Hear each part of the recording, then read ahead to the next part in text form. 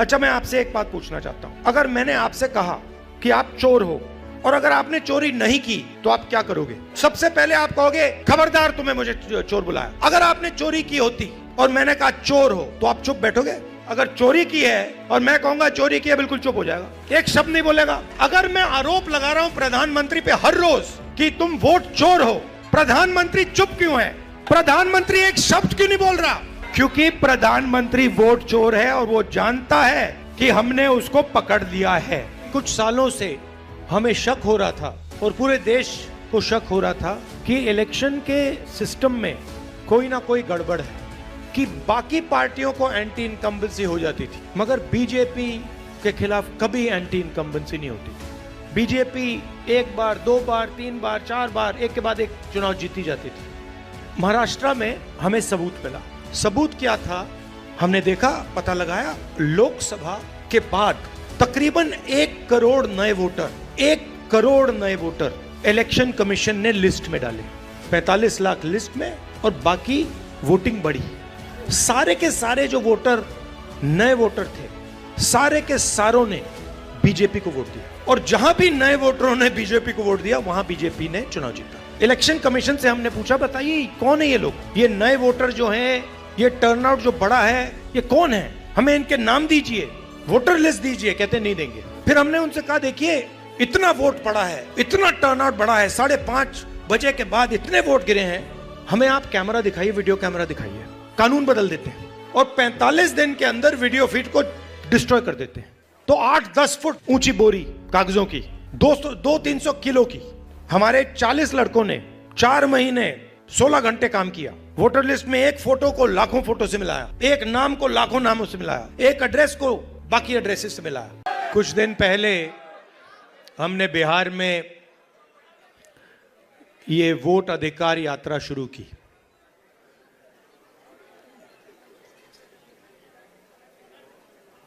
ये काफी लंबी कहानी है क्योंकि कुछ सालों से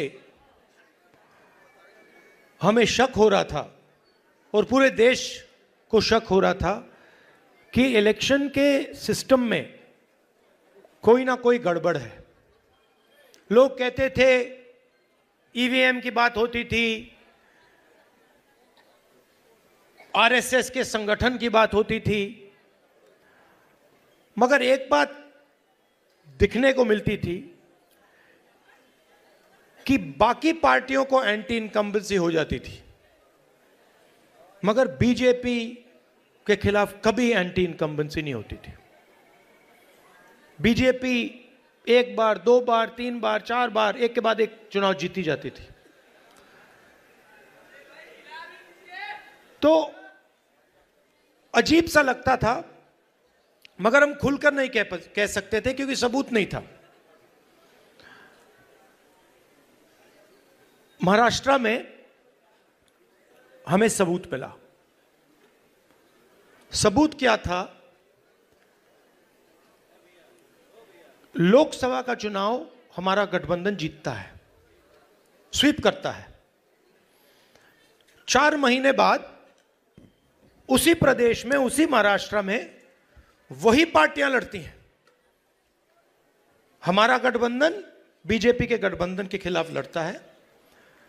हमारे गठबंधन का एक भी वोट कम नहीं होता। जितने हमें लोकसभा में मिले उतने हमें विधानसभा में मिले, मगर बीजेपी का वोट बढ़ जाता है। अजीब सी बात है। हमने देखा, पता लगाया, लोकसभा के बाद तकरीबन 1 करोड़ नए वोटर, 1 करोड़ नए वोटर इलेक्शन कमीशन ने लिस्ट में डाले।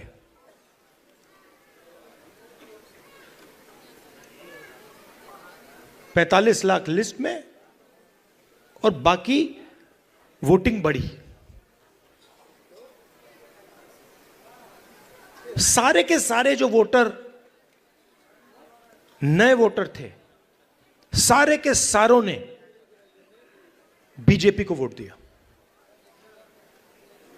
और जहां भी नए वोटरों ने बीजेपी को वोट दिया वहां बीजेपी ने चुनाव जीता। हम गए इलेक्शन कमीशन से, हमने पूछा बताइए कौन है ये लोग, ये नए वोटर जो हैं, ये टर्नआउट जो बड़ा है, ये कौन है, हमें इनके नाम दीजिए, वोटर लिस्ट दीजिए। कहते नहीं देंगे। फिर हमने उनसे कहा देखिए इतना वोट पड़ा है, इतना टर्नआउट बड़ा है, 5:30 बजे के बाद इतने वोट गिरे हैं, हमें आप कैमरा दिखाइए, वीडियो कैमरा दिखाइए, वीडियो फीड दिखाइए। कहते नहीं, हम नहीं दिखाएंगे। फिर क्या करते हैं, कानून बदल देते हैं और 45 दिन के अंदर वीडियो फीड को डिस्ट्रॉय कर देते हैं। फिर हमने कर्नाटक में अपनी टीम से कहा कि देखिए आप एक लोकसभा चुनिए और उसमें गहराई से देखिए, मैग्नीफाइंग ग्लास को लेके हर पेज को देखिए और बताइए यहां पे हुआ क्या। इलेक्शन कमीशन हमें इलेक्ट्रॉनिक वोटर लिस्ट नहीं देती, तो 8-10 फुट ऊंची बोरी कागजों की, 200-300 किलो की, हमारे 40 लड़कों ने 4 महीने 16 घंटे काम किया। वोटर लिस्ट में एक फोटो को लाखों फोटो से मिलाया, एक नाम को लाखों नामों से मिलाया, एक एड्रेस को बाकी एड्रेसेस से मिलाया और सच्चाई निकली। सच्चाई क्या थी? सच्चाई थी कि 7 सीटें हैं बेंगलोर सेंट्रल में, 6 कांग्रेस पार्टी जीतती है। 7वीं सीट में एक विधानसभा में 1 लाख फर्जी वोटर, 1 लाख। और जहां फर्जी वोटर थे, जिस असेंबली में फर्जी वोटर थे, वहां बीजेपी जीतती है। वो सारे के सारे 1 लाख जो वोट थे, उसके कारण बीजेपी लोकसभा का चुनाव जीत गई। मैंने प्रेजेंटेशन किया। अच्छा, मैं आपसे एक बात पूछना चाहता हूं, आपका नाम क्या है? कुमार जी, अगर मैंने आपसे कहा कि आप चोर हो और अगर आपने चोरी नहीं की तो आप क्या करोगे? सबसे पहले आप कहोगे खबरदार तुम्हें मुझे चोर बुलाया, बोलोगे ना? ठीक है। अगर आपने चोरी की होती और मैंने कहा चोर हो तो आप चुप बैठोगे? क्यों नहीं बैठेगा? अगर चोरी की है और मैं कहूंगा चोरी की है, बिल्कुल चुप हो जाएगा, एक शब्द नहीं बोलेगा। अगर मैं आरोप लगा रहा हूं प्रधानमंत्री पे हर रोज कि तुम वोट चोर हो, प्रधानमंत्री चुप क्यों है? प्रधानमंत्री एक शब्द क्यों नहीं बोल रहा? क्योंकि प्रधानमंत्री वोट चोर है और वो जानता है कि हमने उसको पकड़ लिया है।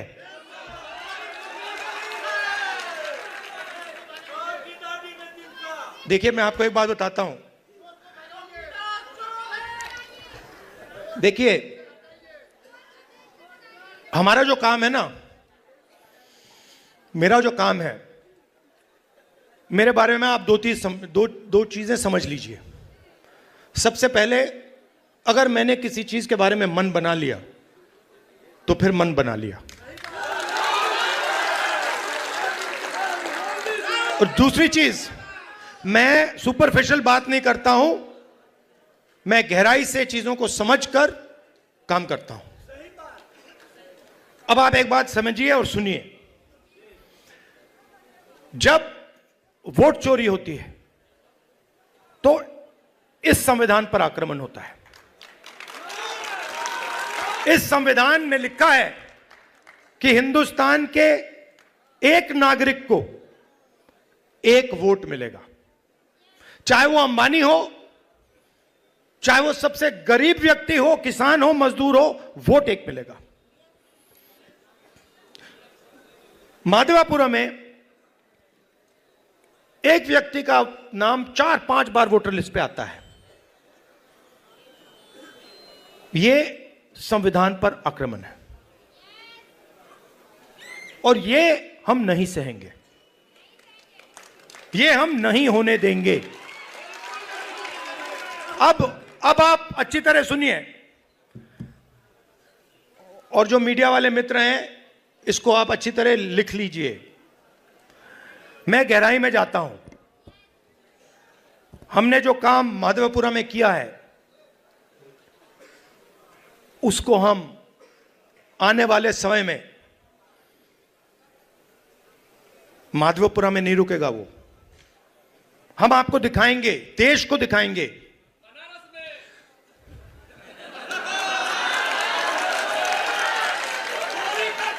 मोदी जी मैं आपको बता रहा हूं, मोदी जी डरे हुए हैं क्योंकि मोदी जी को बात समझ आ गई है कि अब चोरी पकड़ी गई है और अब वो भाग नहीं सकते हैं। हम आपको दिखाएंगे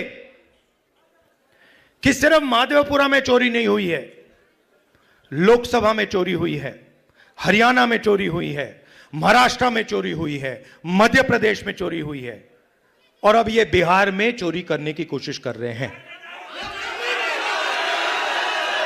और बिहार की जनता ने इनको हिला के रख दिया है, हिला के रख दिया है।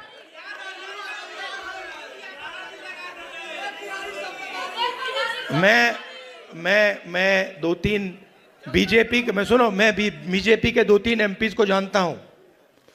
मेरे फोन पे मैसेज आ रहे हैं, आप प्रधानमंत्री को वोट चोर मत कहिए। कैसे मत कहूं भाई, है तो कहना पड़ेगा। अब ये तीर जाके सीधी टारगेट पे लगेगी। तो आपके गांव के बच्चे, यहां पे तो भैया 6-6 साल के बच्चे बोल रहे हैं वोट चोर, वोट चोर, वोट चोर, नारा बन गया है। और जो बिहार में शुरू होता है वो पूरे देश में फैलता है, वो रुकता नहीं है। आपने चंपारण में अंग्रेजों से लड़ाई शुरू कर दी, पूरे देश से उनको मिटा के हटा दिया। ये कॉन्स्टिट्यूशन की लड़ाई शुरू कहां हुई थी? चंपारण में ही तो हुई थी,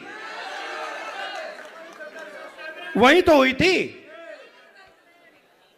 अब इसका लक्ष्य क्या है? ये वोट चोर और संविधान को मिटाना, खत्म क्यों करना चाहते हैं मैं आपको बताता हूं। तेजस्वी जी ने बात, देखिए हमें बैलेंस चाहिए, बैलेंस चाहिए। मतलब इस देश में अगर एक व्यक्ति को एक वोट मिलता है तो भागीदारी सबको मिलनी चाहिए। और जब हम हिंदुस्तान की संस्थाओं को देखते हैं, और इस बात को पहले मैं इतनी गहराई से नहीं समझता था जितनी आज मैं समझता हूं, जब हम हिंदुस्तान के इंस्टीट्यूशंस को, संस्थाओं को देखते हैं, और कोई भी इंस्टीट्यूशन चुन लो, कॉर्पोरेट इंडिया देख लो,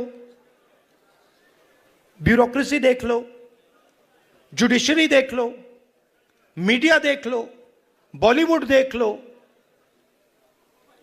जहां भी आप देखोगे वहां पर आपको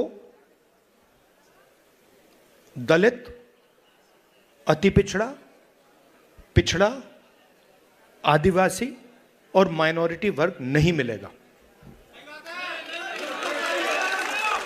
आप लिस्ट निकालो, अंबानी अदानी की बात होती है, हर कंस्ट्रक्शन प्रोजेक्ट में, हर इंडस्ट्री में, एयरपोर्ट,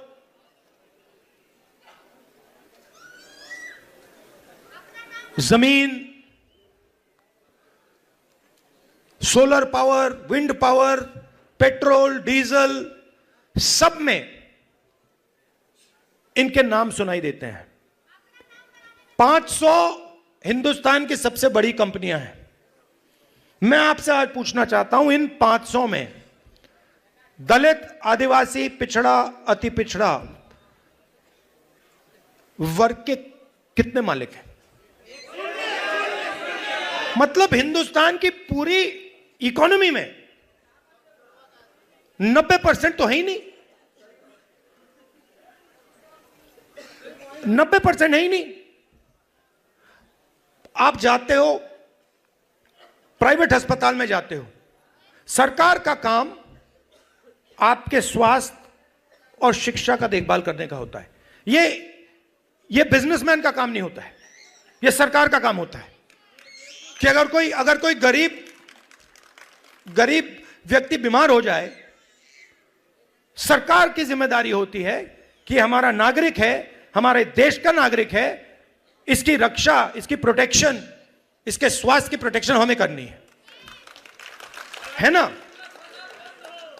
कॉन्स्टिट्यूशन में यह नहीं लिखा है कि अगर हिंदुस्तान का कोई गरीब व्यक्ति बीमार हो जाए तो उसे मतलब 6, 10, 15 लाख रुपए का बिल दे दो। लिखा है कहीं? नहीं लिखा है। प्राइवेट स्कूल अस्पताल बंद हो, एक समान शिक्षा नहीं, वो देखिए, मगर मैं उससे पहले एक सवाल पूछ रहा हूं। प्राइवेट अस्पतालों की लिस्ट निकालिए। ये बड़े बड़े अस्पताल हैं जहां आप लोग जाते हो, जहां आपके जेब से लाखों रुपए निकलता है, इनके मालिकों की लिस्ट निकालिए और मुझे वहां दिखा दीजिए दलित कौन है, आदिवासी कौन है, पिछड़ा कौन है, अति पिछड़ा कौन है, माइनॉरिटी का नाम, वहां नाम दिखा दो।